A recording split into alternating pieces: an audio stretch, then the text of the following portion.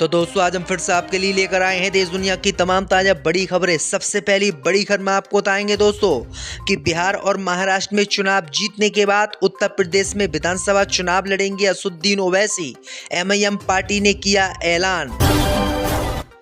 पंजाब में विधानसभा चुनाव से पहले भाजपा को लगा करारा झटका, उपाध्यक्ष ने छोड़ी पार्टी, श्रोमणी अकाली दल में हुए शामिल। अमेरिका ने ईरान पर हमला करने की धमकी दी तो आग बबूला हुआ अफगानिस्तान, बोले हम लड़ेंगे अमेरिका से जंग, ईरान का देंगे खुलकर साथ। तेलंगाना मेयर चुनाव में कांग्रेस पार्टी ने किया खेल, करीमनगर में मेयर का चुनाव जीतकर भाजपा को चटा दी धूल, एमआईएम पार्टी ने भी जीती थी 3 सीटें। इटली में पूरे देश में बुर्के पर प्रधानमंत्री ने लगाया बैन, जो कोई भी बुर्का पहनेगा लगेगा 3 लाख का जुर्माना, मुस्लिम समाज ने जताई नाराजगी। तो दोस्तों सभी खबरों को आपको एक एक कर बताने वाले हैं, वीडियो को लाइक कर चैनल को सब्सक्राइब कर दें।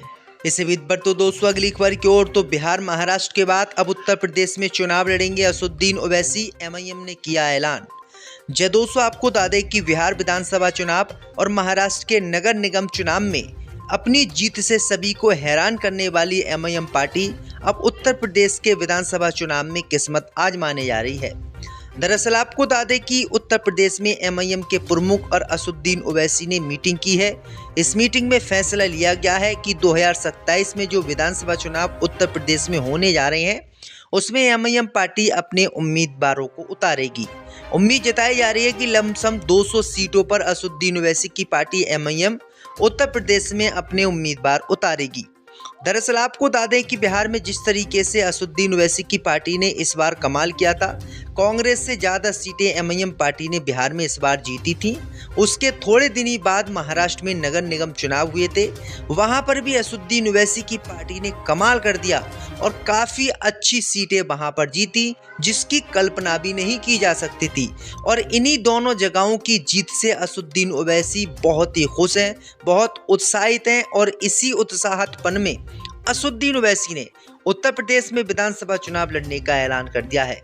वहीं आपको बता दें कि असदुद्दीन ओवैसी के यूपी में चुनाव लड़ने के ऐलान के बाद अखिलेश यादव की मुश्किलें और बढ़ती हुई नजर आ रही हैं, क्योंकि आजम खान इस समय जेल में हैं और असदुद्दीन ओवैसी की पार्टी एमआईएम को ही उत्तर प्रदेश के मुसलमान एक अच्छी पार्टी मानने लगे हैं, जिससे अखिलेश यादव की पार्टी को काफ़ी नुकसान होगा। अब देखना ये होगा कि असदुद्दीन ओवैसी अखिलेश यादव के साथ गठबंधन करते हैं या फिर नहीं। इसी बीच बढ़ तो दोस्तों अगली खबर की ओर, तो अमेरिका की धमकी के बाद ईरान के साथ आया मुस्लिम देश अफगानिस्तान, अमेरिका को दे डाली जंग की धमकी।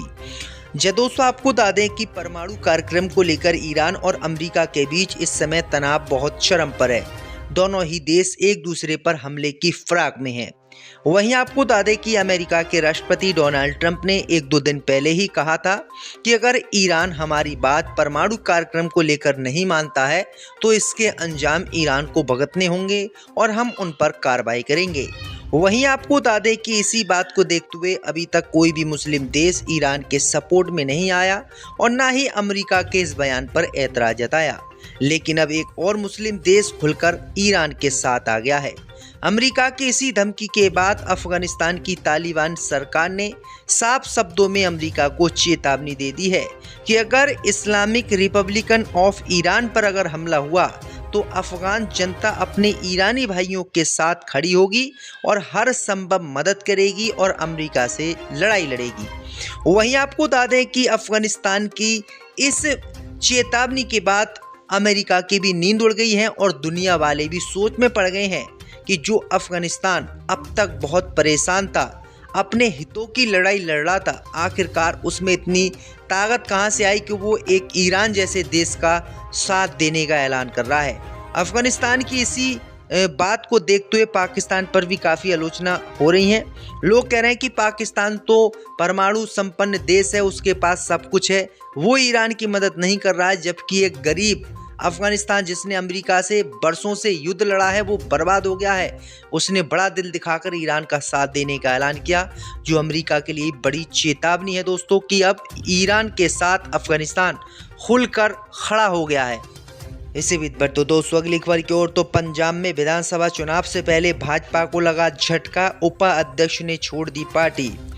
दोस्तों आपको बता दें कि पंजाब में विधानसभा चुनाव से पहले भारतीय जनता पार्टी को बड़ा झटका लगा है। भारतीय जनता पार्टी के पंजाब इकाई के उपाध्यक्ष अरविंद खन्ना ने रविवार को संगरूर में श्रोमणी अकाली दल का दामन थाम लिया है और भाजपा से इस्तीफा दे दिया है। खास बात यह भी रही है कि खुद श्रोमणी अकाली दल के प्रमुख सुखबीर सिंह बादल उनके घर पहुंचे और उन्हें पार्टी में शामिल कराया। बादल ने खन्ना का स्वागत करते हुए उन्हें संगरूर विधानसभा क्षेत्र का प्रभारी भी नियुक्त किया है।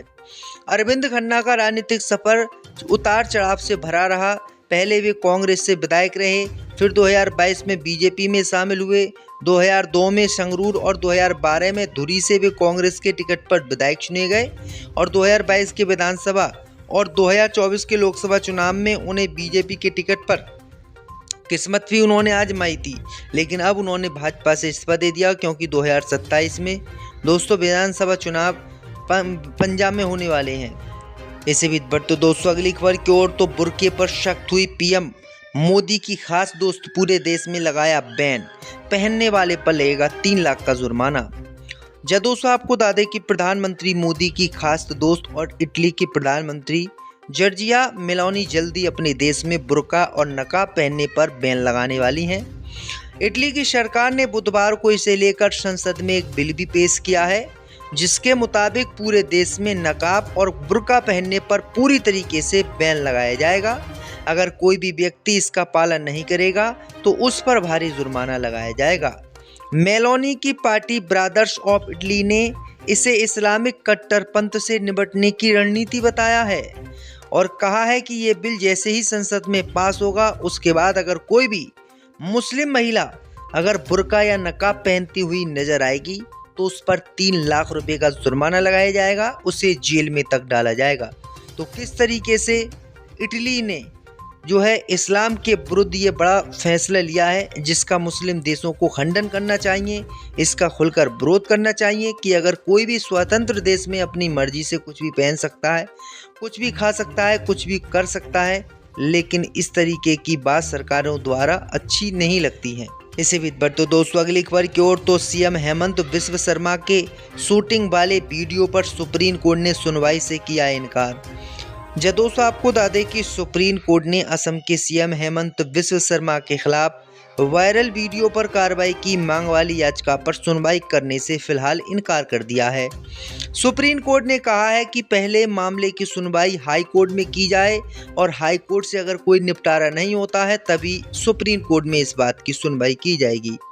वहीं आपको बता दें दोस्तों कि जिन लोगों ने याचिका सुप्रीम कोर्ट में डाली थी, सुप्रीम कोर्ट ने कह दिया है कि आप लोग पहले गुवाहाटी हाई कोर्ट में याचिका दायर करें।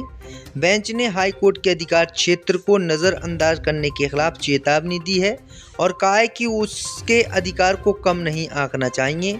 दरअसल आपको बता दें कि वीडियो में हेमंत बिस्व शर्मा ने मुस्लिम समाज के लोगों पर एक पिस्तौल वाली वीडियो बनाई थी, जिसका काफ़ी विरोध भी देश में हुआ था।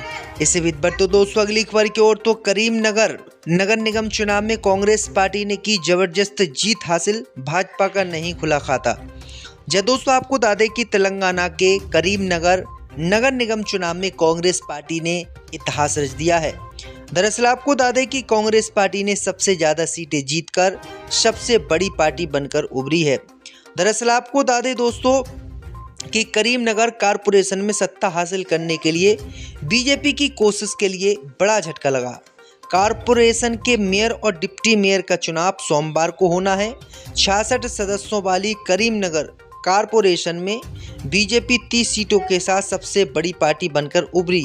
वहीं कांग्रेस पार्टी को 14 सीटें, भारत राष्ट्र समिति को 9 सीटें मिली, ऑल इंडिया मजलिस-ए-इत्तेहादुल मुस्लिमीन MIM को 3 सीटें मिली हैं और 10 इंडिपेंडेंट चुने गए हैं।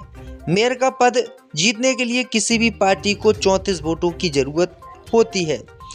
वहीं आपको बता दें दोस्तों कि कांग्रेस पार्टी में जो निर्दलीय थे वो आ गए, जिसके कारण कांग्रेस पार्टी सबसे ज़्यादा सीटें जीत ले गई और सबसे कम सीटें भाजपा पे रहीं। कुमार को जेल में ही रहना होगा, क्योंकि सज्जन कुमार मल्होत्रा 1984 के सिख विरोधी दंगों से जुड़े 2 अलग-अलग मामलों में पहले ही उम्र कैद की सजा पाए हुए हैं।